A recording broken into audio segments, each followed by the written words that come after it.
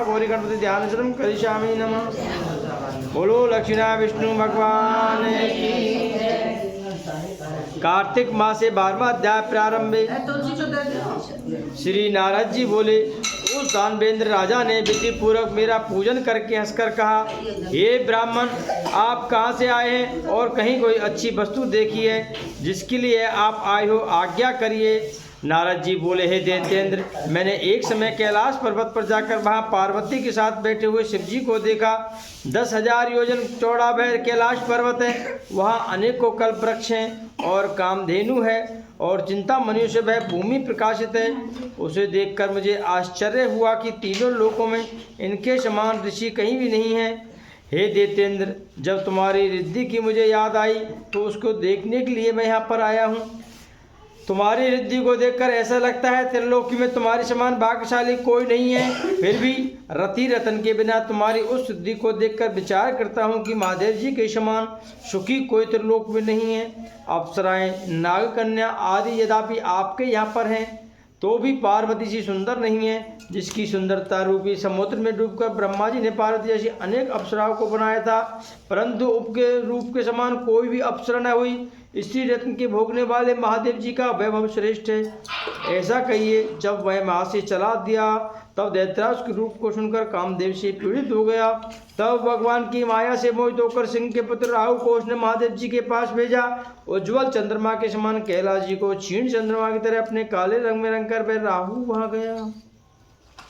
नदी से निवेदन करने के बाद वह राहु महादेव जी के पास पहुंचा, बोला, हे वृषध्वज, त्रिलोकी के समान रत्नेश्वर जलंधर की आज्ञा सुनो।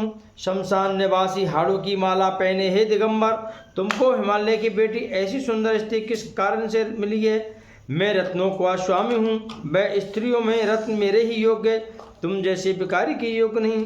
नारद जी बोले, राहु के ऐसा कहते ही महादेव जी की बुकुटी से भयंकर जैसा एक पुरुष पैदा हुआ। सिंह के समान इसका मुख है, लप लपाती रहराती जीव है, नेत्रों में ज्वाला, क्रोध, ऊपर से केश हैं, सूक्ष्म शरीर है, ऐसे में दूसरा नरसिंह लगता है।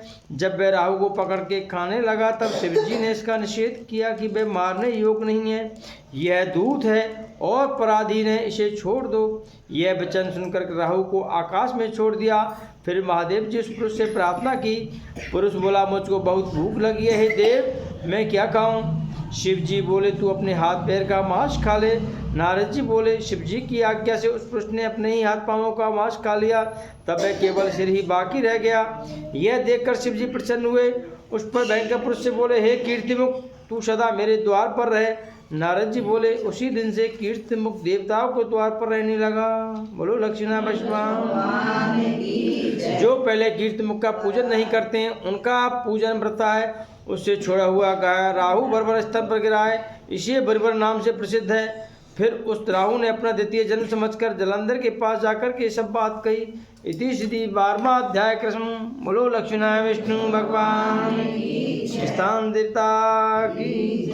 श्रीमन नारायण नारायण